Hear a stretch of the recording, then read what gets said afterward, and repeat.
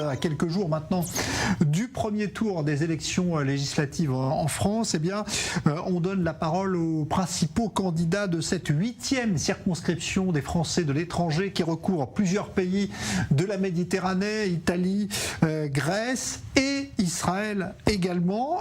On est ce soir depuis Athènes avec celle qui a été investie par l'Alliance NUPS, la nouvelle Union populaire écologique et sociale. J'espère que je l'ai bien prononcé. Isabelle Rivelet, bonsoir.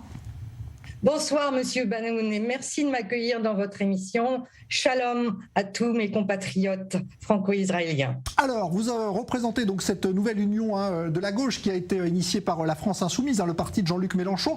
Est-ce que justement les thèmes de campagne à l'étranger, pour les Français qui sont à l'étranger et que vous allez tenter d'interpeller, de séduire, sont les mêmes que ceux que revendique NUPS en France ?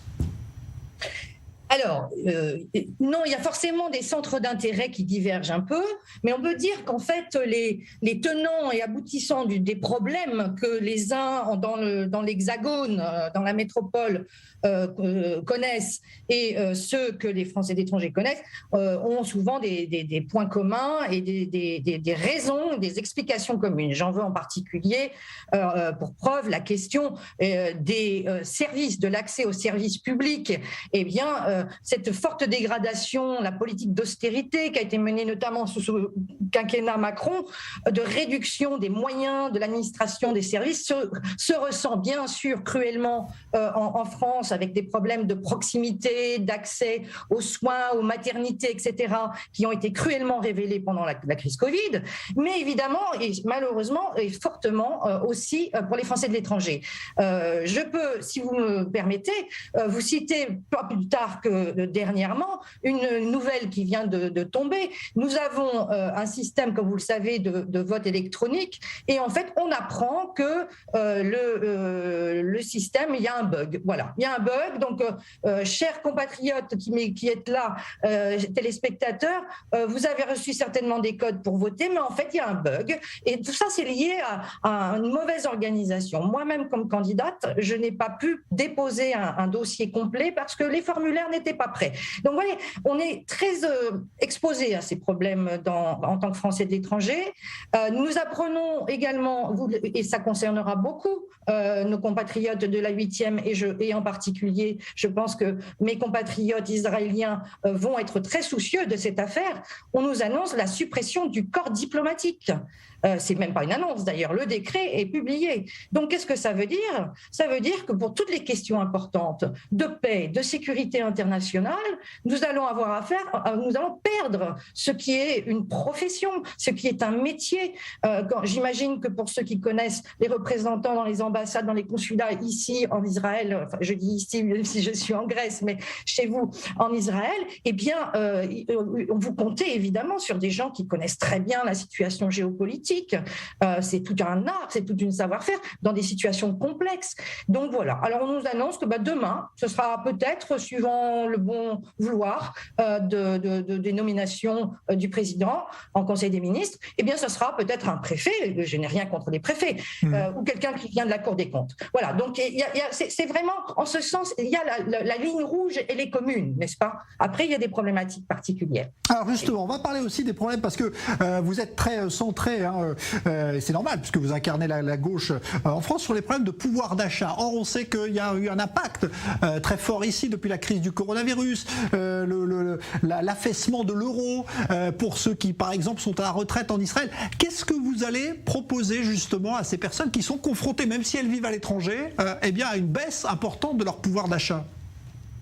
Alors d'ailleurs, aujourd'hui même, il y avait une conférence de l'ensemble de ces forces politique de gauche et écologique. Il faut bien insister là-dessus. C'est une alliance qui est nouvelle, historique, de l'ensemble de ces groupes et formations politiques et qui donc ont un programme avec 650 mesures. Je ne vais pas rentrer évidemment dans le détail. Le pouvoir d'achat est effectivement au cœur de ce programme. Alors, quand même, il faut dire, pour la France, pour les gens qui vivent en France, ça passe par des minimums sociaux, qui vont être rehaussés. Le SMIC va être passé à 1500. Idem pour les retraites. Et c'est important parce qu'effectivement, nous avons des compatriotes qui sont retraités dans nos pays, dans notre circonscription. Eh bien, parfois, les retraites, elles ne sont pas très, très conséquentes.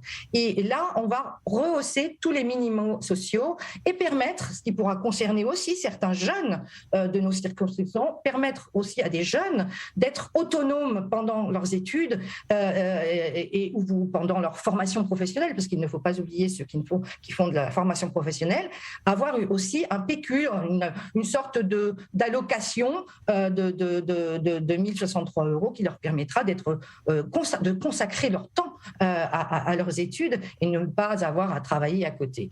Le pouvoir d'achat, c'est aussi, et j'ai vu quelques images de ce que vous avez traité précédemment dans votre émission. Le pouvoir d'achat, oui, ça a beaucoup, la crise Covid, a énormément contribué à aggraver les disparités et le problème de l'accès de tous à des biens de première nécessité. Et voilà qu'on ressent aussi l'effet de la crise ukrainienne sur les biens de première nécessité d'énergie, sur 6 Français sur 10, et on peut mettre des Français d'étrangers dans cette statistique, n'ont pas accès à des fruits et légumes de qualité parce que c'est trop cher. Donc tout cela, ça va passer par une conférence sociale de renégociation. On remettra sur la table les négociations salariales. L'augmentation du SMIC, ça veut dire aussi qu'il y a un effet domino, et notamment d'ailleurs quelque chose qui est très significatif, c'est-à-dire pour les femmes, puisque la majorité des personnes qui touchent le SMIC sont des femmes. Et puis surtout également, évidemment, pour les Français d'étrangers plus spécifiquement, nous voudrions cesser cette casse du service public, notamment de l'éducation. Et j'annonce déjà, malheureusement, à mes compatriotes que si on ne dit pas non aux réformes tout à fait récentes qui viennent d'être tout à fait là, dans les 2 tours des présidentielles, d'être adoptées en décret en ce qui concerne la retraite des professeurs qui enseignent dans nos établissements de français à l'étranger, eh bien, nous allons au-devant de grèves. Il y a même question qu'il y ait une grève du corps diplomatique.